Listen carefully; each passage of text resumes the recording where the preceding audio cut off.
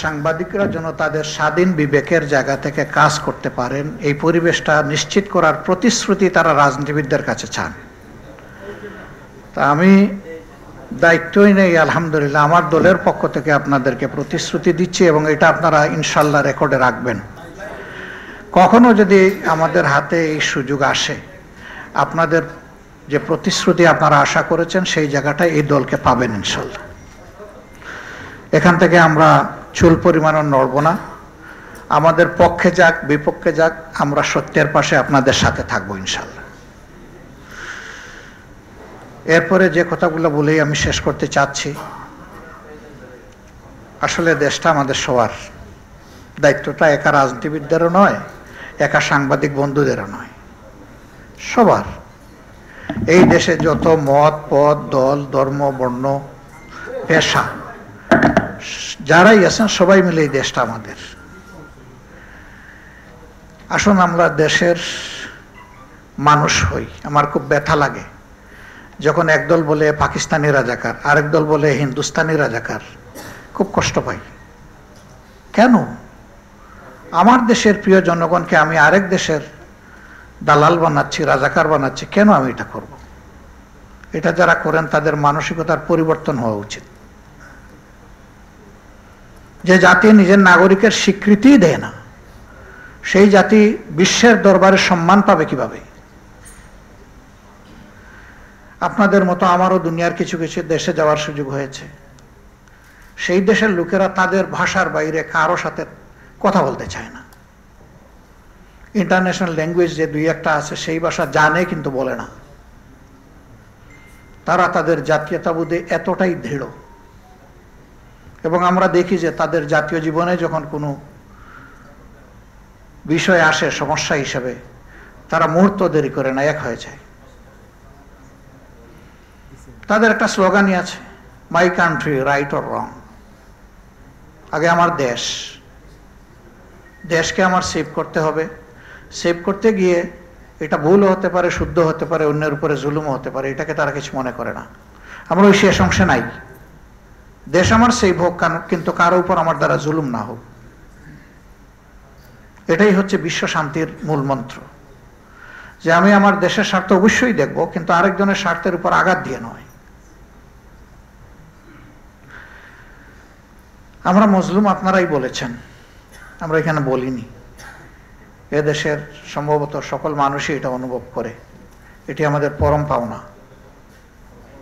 আপনাদের এই অনুভূতিটাই আমাদের পরম পাওনা। কিন্তু ভবিষ্যতে আমরা যখন কোনো সুযোগ পাব, আমরাই যাতে আবার আরেকজনের উপরে জুলুম না করি, আপনারা আমাদেরকে শক্তভাবে ধরে সাহায্য করবেন। যে কষ্ট আমরা পেয়েছি অন্যদের দ্বারা, আমাদের দ্বারা যেন একই কষ্টটা অন্য কেউ না পায়। এবার আপনারা দেখেছেন পরিবর্তনের প্রথম দিন থেকেই আমরা চেষ্টা করেছি আমাদের জায়গায় একটু সজাগ থাকার। আমরা সকল ধর্মীয় প্রতিষ্ঠানে আমাদের যা সামর্থ্য আছে তাই নিয়ে আমরা দাঁড়ায় গেছি, যে এখানে ধর্মের ভিত্তিতে কাউকে কোনো কিছু করতে দেওয়া হবে না।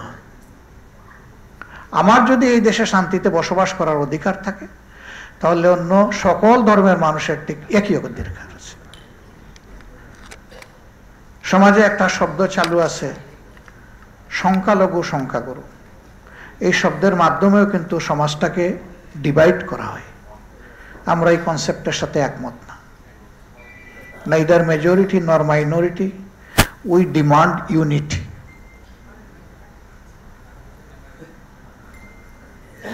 এই মাইনরিটি মেজরিটি স্লোগান আমাদের দেশে যত উঠে, দুনিয়ার আর কোন দেশে উঠে আমি জানি না। প্রয়োজনটা কি? আমরা তো মিলেমিশেই আছি। সাম্প্রদায়িক সম্প্রীতি রক্ষার জন্য আমরা সকলে সিনসিয়ার। এবার আপনারা দেখেছেন বিভিন্ন প্রতিষ্ঠান পাহারায় শুধু রাজনৈতিক ব্যক্তিরা নামে নাই, মাদ্রাসার ছাত্ররাও নেমে গেছে। তারাও কিন্তু পাহারা দিয়েছে। আমাদের দল ছিল, বিএনপি ছিল, ছাত্র দল ছিল, এর পাশাপাশি মাদ্রাসার ছাত্ররাও ছিল। আমরা এটাকে অ্যাপ্রিসিয়েট করি, কিন্তু এটাও আমরা চাই না বিশেষ পরিস্থিতিতে কাউকে কাউকে পাহারা দিতে হবে কেন? আমার জন্য যদি পাহারা না লাগে আরেকজনের জন্য লাগবে কেন? এই সংস্কৃতিও উঠে যাক, সেটা আমরা চাই। সবাই যেন এখানে নিরাপত্তার গ্যারান্টি পায়। আমি কি শিখাইয়ে দেব অথবা বাধ্য করব আরেকজন কোন ধর্ম অনুসরণ করবে? এর অধিকার আমার আছে? নাকি আমার উপর কারো জোর খাটানোর অধিকার আছে? তা যদি না থাকে তাহলে কেন এটা হবে? কেন কিছু মানুষ আতঙ্কে পড়ে যায়? এই জায়গাগুলো আমাদেরকে পরিষ্কার করতে হবে। দেশের বাইরে থেকে কেউ কেউ হয়তোবা বাস্তবতা না জানার কারণে তারা সম্প্রতি কিছু ভূমিকা পালন করেছেন বা করছেন, যেটা আসলে আমাদের দেশের জন্য কাম্য নয়। আমরা আমাদের এই সমস্ত বন্ধুদেরকে অনুরোধ করব, আসুন আপনারা বাস্তবতা দেখেন। দেখার পরে যদি এই জাতির প্রতি আপনাদের যৌক্তিক কোনো সমালোচনা অথবা দৃষ্টি আকর্ষণে তাকে নির্দ্বিধায় করুন। আমরা জাতি হিসাবে কথা দিচ্ছি, জাতির একটা অংশ হিসাবে কথা দিচ্ছি যে আপনাদের পরামর্শের, পর্যালোচনার, সমালোচনার আমরা সর্বোচ্চ মূল্য দেওয়ার চেষ্টা করব। কিন্তু আমাদেরকে অনুধাবন না করে আমাদের শৃঙ্খলা বিঘ্নিত হয় এমন কোনো কাজ করলে আমরা ব্যথা পাব। আমরা বিশ্বের সকল দেশের সাথে, শান্তিকামী দেশের সাথে, গণতান্ত্রিক দেশের সাথে আমরা শান্তিপূর্ণ, মর্যাদাপূর্ণ সহাবস্থান চাই। আমরা সকলের মর্যাদা রক্ষার পক্ষে এবং আমরা আমাদের নিজেদের মর্যাদা পাওয়ার পক্ষে। একদল শুধু দিয়ে যাবে, আরেক দল শুধু পেয়ে যাবে, এটা কোনো জাস্টিস না। এখানে এটা মিউচুয়াল হতে হবে, এবং মিউচুয়াল রিলেশন যখন ভালো থাকে তখন সবাই ভালো থাকে। আর এই রিলেশনের জায়গাটা যখন এলোমেলো হয়ে যায় তখন সবাই কিন্তু বিপদে পড়ে যায়। আমরা কেউ বিপদে পড়তে চাই না। আমরা চাই সকলেই সকলের সম্মানিত প্রতিবেশী হিসাবে বসবাস করতে। এটা শুধু ভারত দিয়ে কোনো কথা না, সকলের ক্ষেত্রে আমাদের একই কথা। আর একটা জিনিস আমরা চাই মনে প্রাণে, আমাদেরকে আপনারা সাহায্য করেন বন্ধু হিসাবে যেখানে প্রয়োজন, কিন্তু মেহরবানি করে কেউ আমাদেরকে কোনো বিষয়ে বাধ্য করার চেষ্টা করবেন না। আমাদের ডিসিশনটা আমাদের জনগণকে নিতে দিন। জনগণ যখন ডিসিশন নেবে তখন সেই ডিসিশন জনকল্যাণমূলক ডিসিশন হবে। এটাই হবে গণতন্ত্রের পক্ষে, জনগণের অধিকারের পক্ষে। কিন্তু অন্য জায়গা থেকে যদি কেউ আমাদেরকে বাধ্য করার চেষ্টা করেন তাহলে আমরা ক্ষতিগ্রস্ত হব। আমরা সকলের বন্ধুত্ব চাই, সহযোগিতা চাই। এইরকম বন্ধুত্ব এবং সহমর্মিতা, সহযোগিতাপূর্ণ একটা দেশ আমাদের বড়ই প্রয়োজন। আমরা বারবার সবাই একটা কথা বলি যে প্রতিবেশী বদলানো যায় না। আপনি বদলানোর চিন্তা করেন কেন? আপনার স্বভাব বদলান, তাইলে তো প্রতিবেশী বদলানোর দরকার পড়বে না। প্রতিবেশীকে প্রতিবেশী হিসাবে আপনি রিসিভ করে নেন, তার প্রতি আপনি সম্মান প্রদর্শন করুন। অবভিয়াসলি আপনি যখন কাউকে সম্মান করবেন, ভালোবাসবেন, আপনার পাওনা হয়ে যাবে তার কাছ থেকে সম্মান এবং ভালোবাসা। এর জন্য একটু ধৈর্য ধরতে হবে, অস্থির হওয়ার কিছু নেই। সব কাজেই বড় কোনো কাজের অর্জনের জন্য ধৈর্যের সাথে সাহসিকতার সাথে আগাতে হয়। এই দুইটাই লাগবে, ধৈর্যও লাগবে, সাহসিকতাও লাগবে। তবে সবচেয়ে বড় সাহসিকতা হচ্ছে অধৈর্য না হওয়া, ধৈর্য ধারণ করা। আমরা যেন সেটা পারি। আপনারা জানেন অনাকাঙ্ক্ষিতভাবে এ মাসের 1 তারিখ হঠাৎ করে আমাদেরকে নিষিদ্ধ ঘোষণা করা হলো।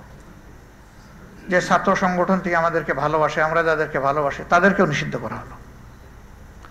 কোন প্রেক্ষাপটে? যখন অধিকারের দাবিতে সারা জাতি ঐক্যবদ্ধ। আমি সূচনায় বলেছিলাম 1.5 মাসের শিশু থেকে 90 বছরের বৃদ্ধ বুঝলাম, শিশু 1.5 মাস কিভাবে এসেছিল?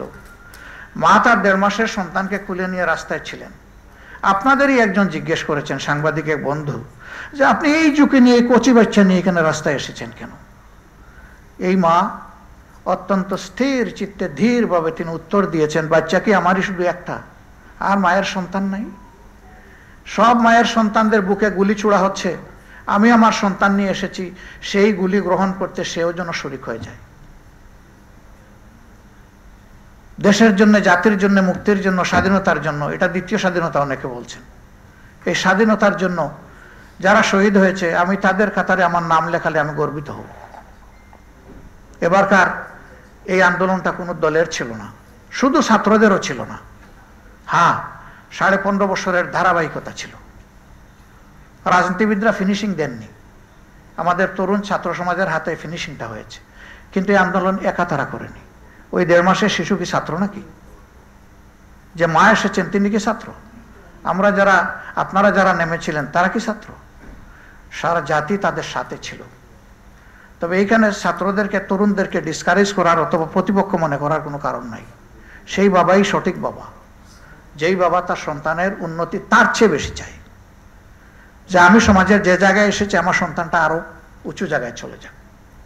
এরা আমাদের সন্তান। সন্তানদেরকে গাইড করা, ভালোবাসা এবং অ্যাসিস্ট করা আমাদের দায়িত্ব।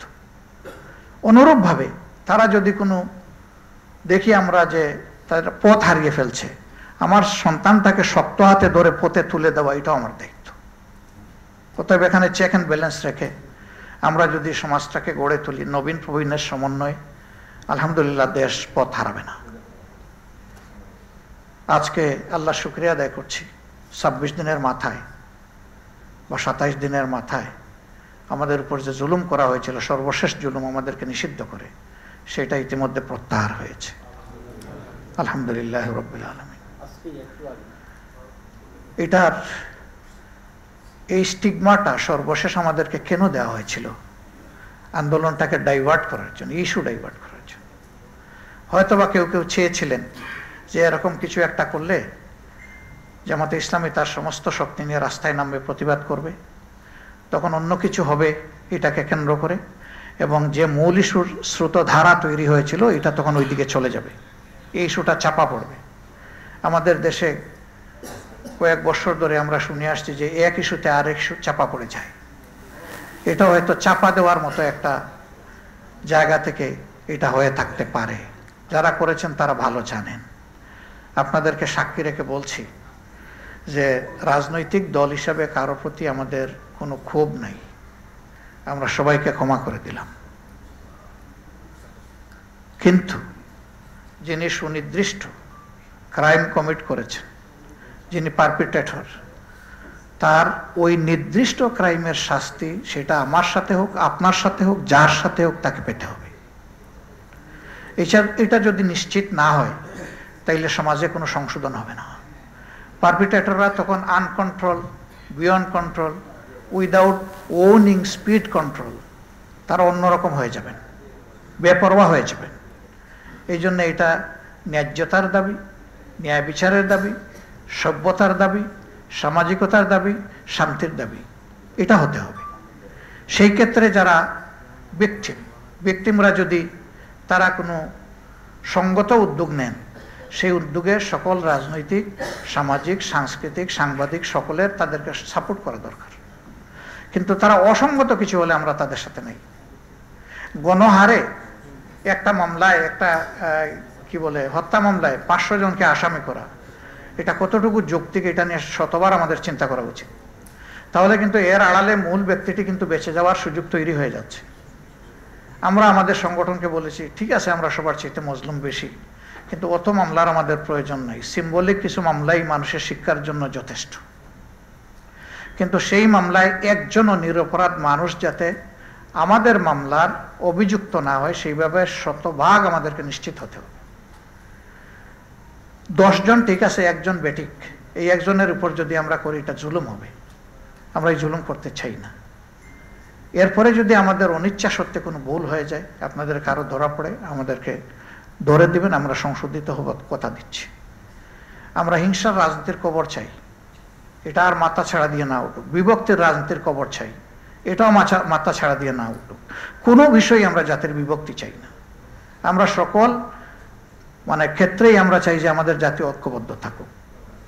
আপনাদের দোয়া চাই, পরামর্শ চাই, সমালোচনা চাই, ভালোবাসা চাই, সাহায্য চাই। সকলকে আবারও ধন্যবাদ। আসসালামু আলাইকুম।